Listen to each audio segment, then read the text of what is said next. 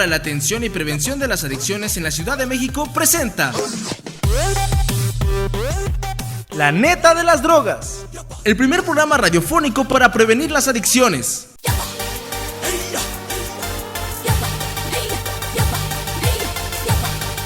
Con Sofía Sobreira, Stephanie Pandal y Diego Rizzo. ¡Iniciamos!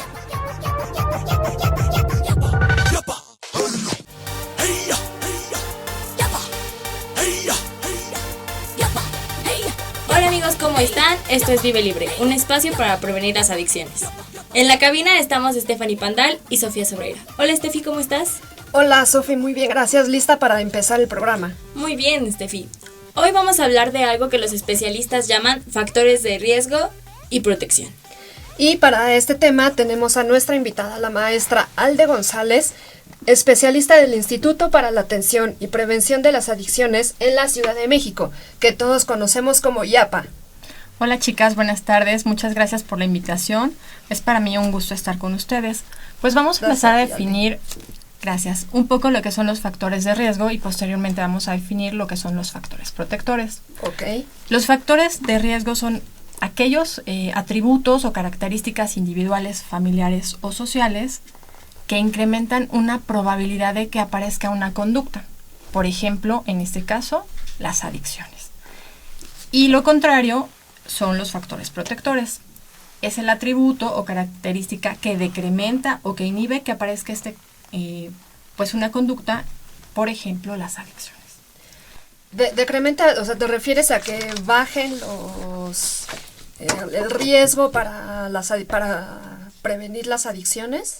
Me refiero a la disminución de aquellas características o factores. Por ejemplo, si tú consumes alcohol y te subes a un coche, estás incrementando aquellos factores de riesgo. Estás consumiendo alcohol y te subes a un coche, entonces existe una probabilidad más alta de que te pase un accidente.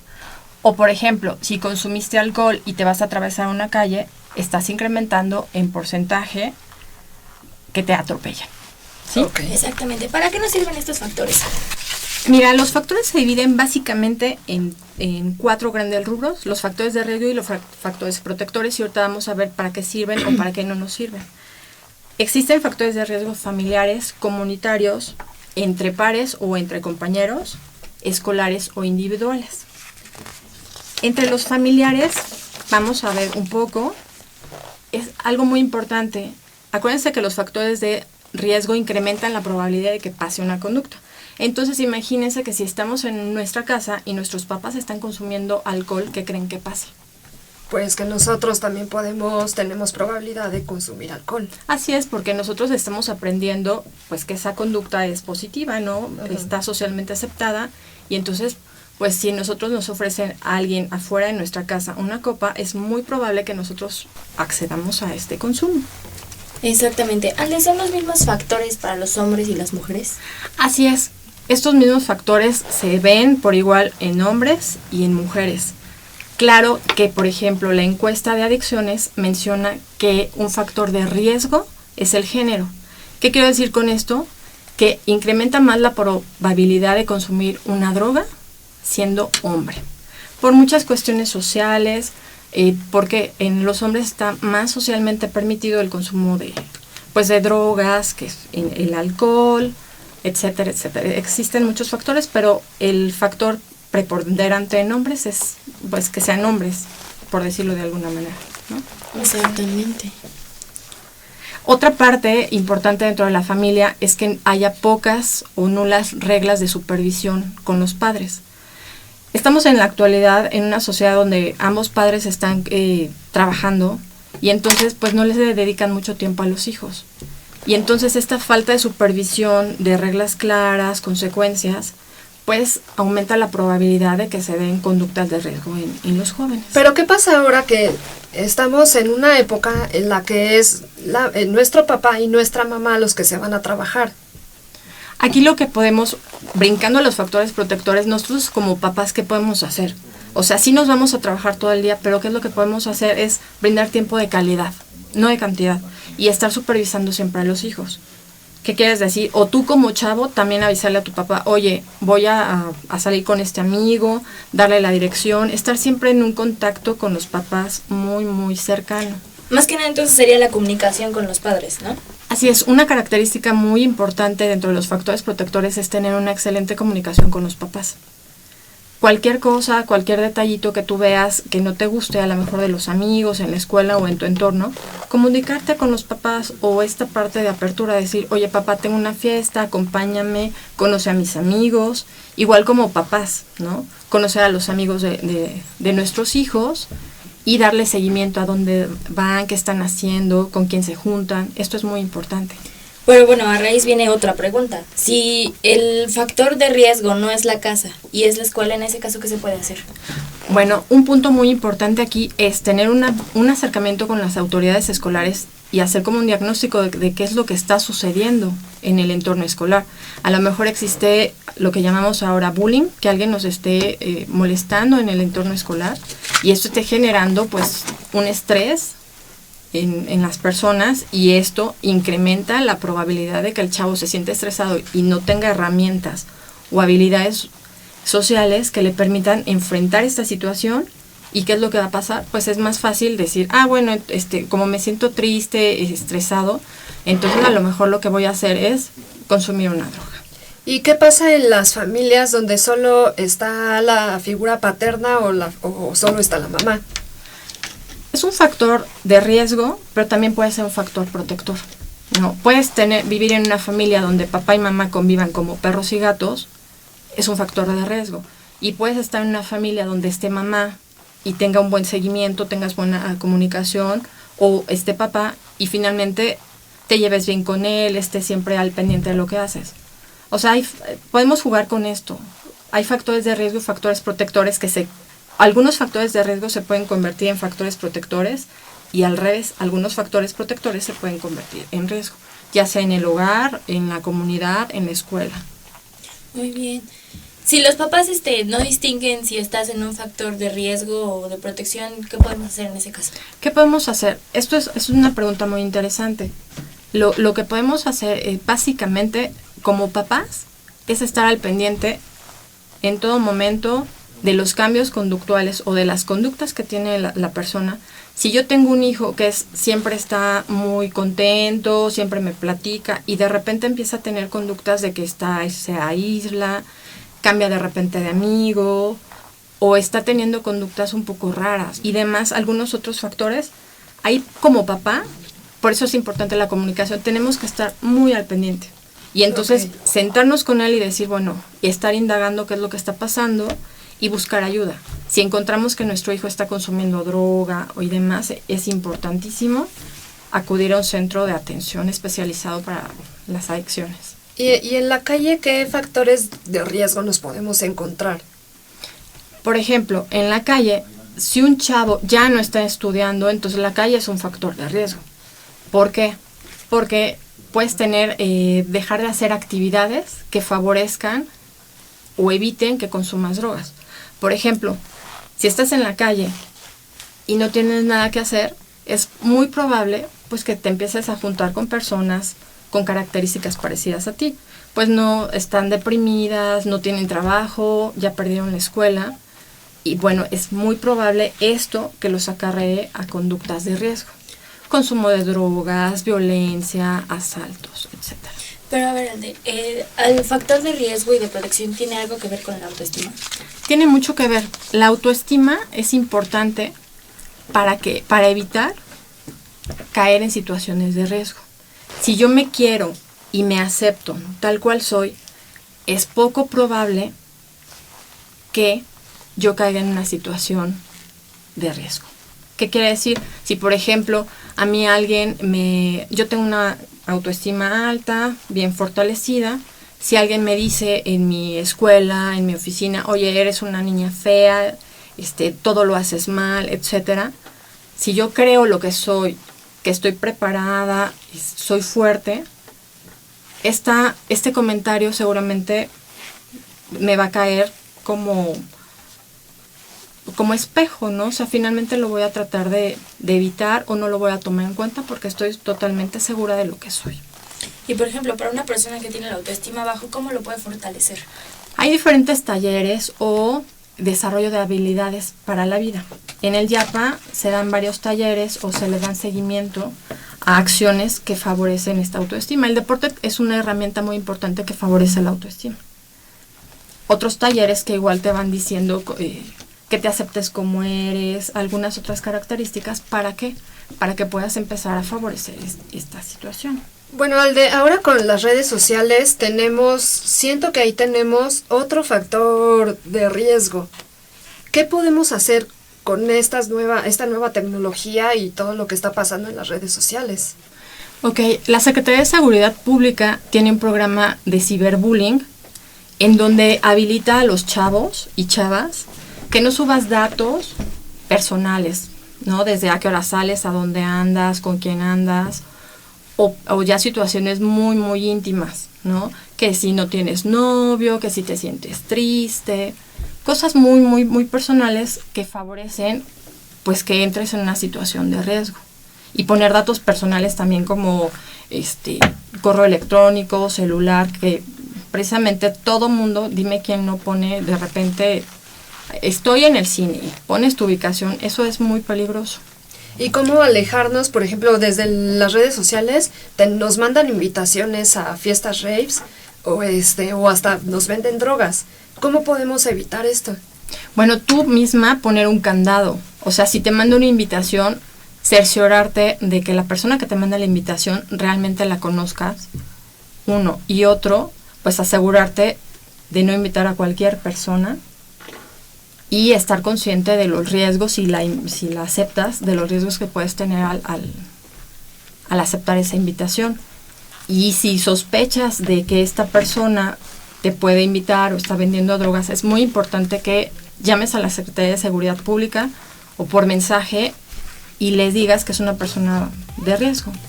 Bueno, Alde, amigos, vamos a un pequeño corte comercial. Esto es Vive Libre, quédate con nosotros. Esto es La Neta de las Drogas. Continuamos.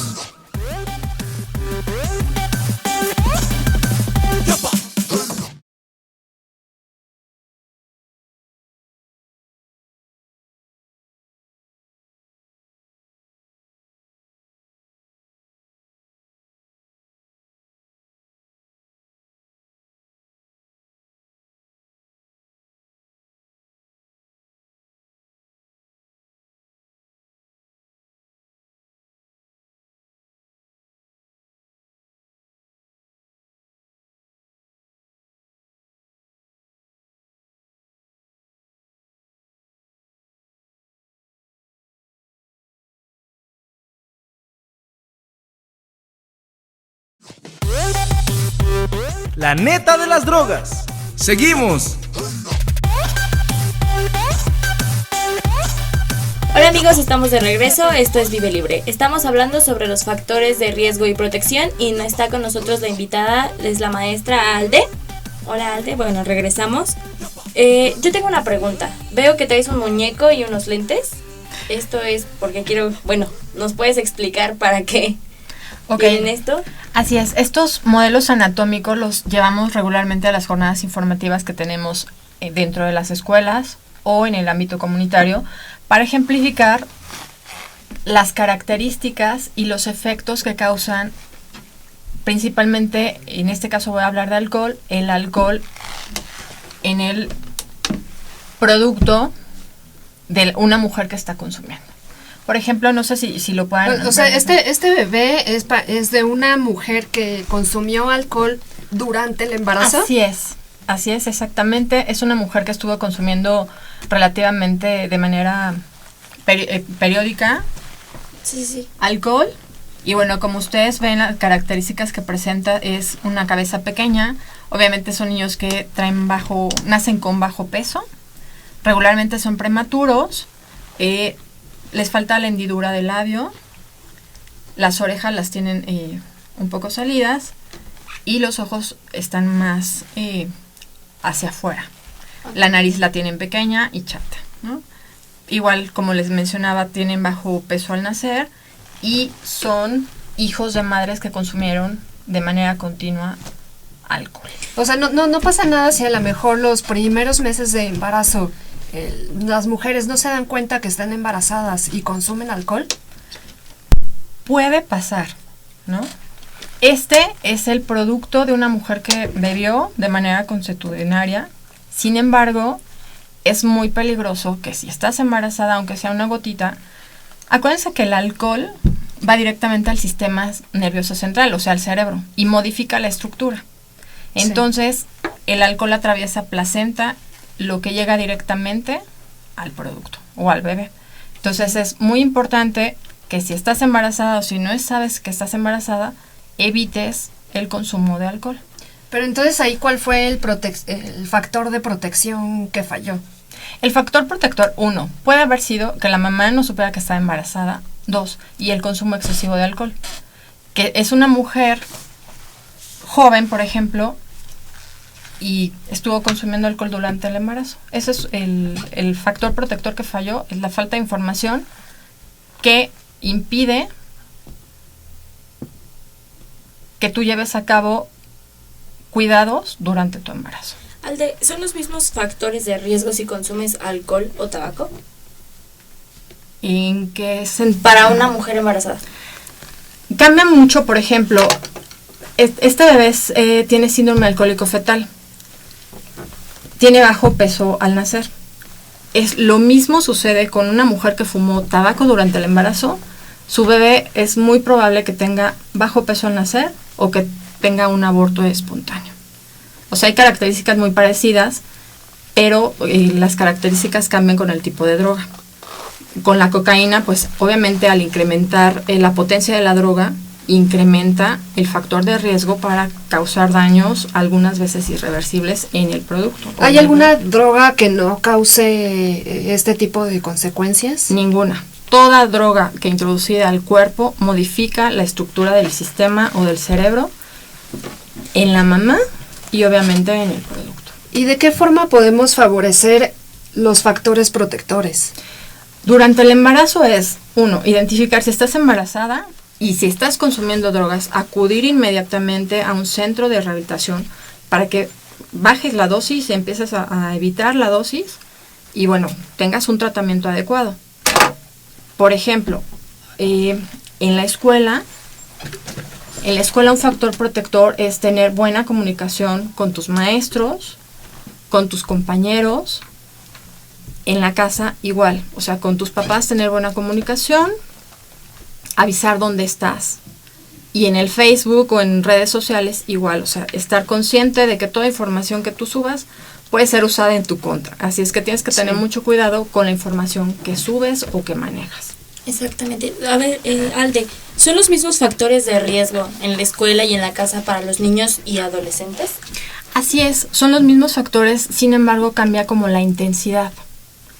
A lo mejor a mí como adulto, si alguien me ejerce vivo violencia en la oficina, puedo tener más atributos o características que eviten que a lo mejor quiera suicidarme. Pero en un niño que apenas está en crecimiento, en su casa, imagínate, un niño que tenga sobrepeso y en su casa le digan, ay gordito, y que llega a la escuela y le están, ay gordito y no sé qué, y en su colonia le digan lo mismo. Entonces esto lo que va a hacer, va a incrementar en el niño que pueda tener una conducta de riesgo, cortarse las manos, estar agresivo, o inclusive cuántas veces no hemos sabido de niños que sufren bullying en la escuela y se han suicidado. ¿Es más fácil que caiga un niño que un adolescente? Depende. Es más probable, en la adolescencia, acuérdense que el cerebro está en proceso de maduración, y entonces, ¿qué es lo que pasa? El cerebro del adolescente carece, no es que carezca de porque no tiene, es que no se ha desarrollado su capacidad de la toma adecuada de decisiones. Si este adolescente no tiene las herramientas o habilidades sociales para asumir ciertos retos, ciertas características o ciertas problemáticas de la vida diaria, es muy probable que pueda caer en un problema de adicción, de suicidio. Del mismo modo sucede en los chicos, en los niños pequeños, pero es más probable que suceda todo esto en la adolescencia. La adolescencia es una etapa de mucha vulnerabilidad por todo este proceso a nivel de cerebro que tenemos. Alde, vemos que también no traes unos lentes. ¿Esos lentes para qué son? E igual como les comentaba hace rato, estos lentes los llevamos a las jornadas donde vemos y explicamos un poco de lo que hace el alcohol en nuestro cuerpo. O, bueno, sí, no sé si te los quieras poner. Póntelo, Sofi. Y dime qué es lo que... No, pues la verdad se ve todo distorsionado. Yo creo que es como el efecto que tienes cuando consumes el alcohol, ¿no? Así es, puede ser el efecto cuando consumen más de 5 copas o cuando estás consumiendo alguna otra droga. Sí, te pones los lentes y es como, no sé, como cuántas copas necesitaría tomar para ver así. Más o menos son como 5 copas, ¿no? Bueno, sí hasta te mareas. Alde, estos, bueno, ¿cómo se puede decir? Como materiales, ¿son los que usan en los cursos? Utilizamos estos materiales para algunos cursos que brinda el área o para explicarlo a la comunidad o a los chavos. Yo estoy a cargo del proyecto de secundarias y me toca explicarle a los chavos las consecuencias del consumo de alcohol que hay. Pues para ellos es muy gracioso y puede ser gracioso porque se caen y todo ese rollo, pero ya cuando los pones en un debate, pues dices, o sea, puede ser gracioso, pero imagínate que salgas de la fiesta y tengas que atravesar una calle. Claro, ajá. Sí, exactamente. Muchos dicen, ay, bueno, pero es que a mí no me pasa. O sea, más bien tú no te das cuenta porque ya consumiste demasiado, o aunque hayas consumido poco como adolescente, ya está modificando el alcohol, ya está modificando la estructura de tu cerebro y ya no tienes la capacidad de tomar decisiones o la capacidad de juicio de decir, híjola, paso esta calle, no paso, me pueden atropellar, o incluso si estás teniendo relaciones sexuales, corres el riesgo de no usar protección y bueno, pues tener alguna otra consecuencia. Y todos estos talleres, ¿dónde podemos acudir? Pueden, es por oficio y tienen que dirigirlo a la Dirección de Prevención y Promoción con la doctora Cristina Muñoz Cota Mújica y con ella piden talleres. Regularmente estos talleres van dirigidos a personal clave que baja la información. Personal clave, ¿a qué me refiero? Enfermeras, médicos. Pero un oficio, ¿qué te refieres con un oficio? A un documento, un material por escrito en donde les solicitan. Pero entonces tiene que ser una escuela o algo así para que manden ese oficio. Preferentemente en una escuela o una asociación. Si tienen un grupo de amigos pueden decir, oye, ¿sabes qué, Yapa? Yo necesito que nos reunimos 10, 15 chavos en el parque y a veces no tenemos qué hacer, pero estamos interesados en la problemática de las adicciones, estamos preocupados. Ustedes hacen un oficio para cuántas personas necesitan y nosotros con gusto agendamos este taller o les brindamos información. También tenemos una página, la página del instituto, en donde pueden utilizar materiales. Tenemos materiales interactivos, en donde, por un lado, podemos encontrar información sobre adicciones. Otro que también es muy padre, que es un jueguito, en donde también te va demostrando los efectos que tienen las drogas. Y otro donde tú vas desarrollando tus habilidades sociales. Okay. Muy bien. Alde, cualquier tipo de comunidad puede acudir al YAP a pedirte esto. Así es, cualquier persona puede acudir a pedir informes y con mucho gusto los atendemos. El oficio, o el documento, ¿qué tiene que decir? Tiene que decir que estás interesada en recibir algunas pláticas, algunas conferencias o material informativo sobre prevención de adicciones. Muy bien. ¿Para cuántas personas y la fecha probable de que quieres que Y en caso de que a lo mejor yo no pueda tener un oficio o esté en una escuela, ¿puedo acudir donde den jornadas o talleres? Así es, ¿Pero cómo sé dónde están? Mira, tenemos un calendario de actividades, lamentablemente no se hacen públicas. Ajá. Pero, ¿por qué? Porque ya están agendadas y son, te digo, estos oficios que llegan y no podríamos agendar muchísimas o no podríamos publicar tantas porque estamos casi diario asistiendo a jornadas. Pero puedes acercarte a tu autoridad escolar para decirle que te gustaría obtener una plática y a través de tu autoridad escolar ya nos mandan el oficio. Ok, Alde, ¿alguna recomendación que nos dejes como consejo a la comunidad que nos está escuchando, que son los adolescentes, niños, padres? Bueno, que tengan mucha comunicación con sus papás, que busquen amigos que les den actividades y situaciones positivas en su vida y que eviten en cualquier modo los riesgos. Y un riesgo muy importante pues es el consumir drogas. Es muy fácil entrar a consumir drogas, pero es muy complicado salir de ellas. Entonces es importante que tomen las medidas necesarias para tener una vida feliz y saludable. Pues amigos, si tienen alguna pregunta, Steffi, no sé si nos puedas dar la cuenta de Twitter y Facebook. Claro que sí, amigos, si ustedes tienen dudas, nos pueden escribir al Twitter o al Facebook, que es yapa-cdmx. Muy bien. Alde, muchísimas gracias por estar con nosotros, muchísimas gracias por este tema. Yo creo que nos sirve mucho a adolescentes, niños y a todos. Stephanie, muchísimas gracias. No, gracias a ti, Sofía, Alde, gracias por estar con nosotros. Gracias a ustedes por su invitación y bueno, seguimos en contacto y por favor visiten nuestra página del YAPA y revisen nuestros materiales interactivos que van a ser de gran utilidad para su vida. Muchísimas gracias, Alde. Quédense en sintonía con nosotros, esto es Vive Libre. Bueno amigos, me despido, gracias por estar con nosotros y les dejo un mensaje. Vive libre.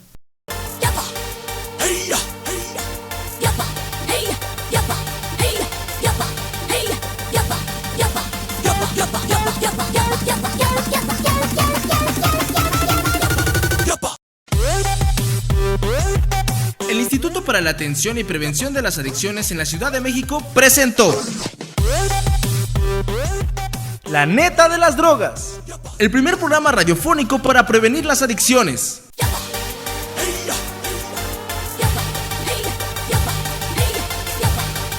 Con Sofía Sobreira, Stephanie Pandal y Diego Rizzo. ¡Hasta la próxima!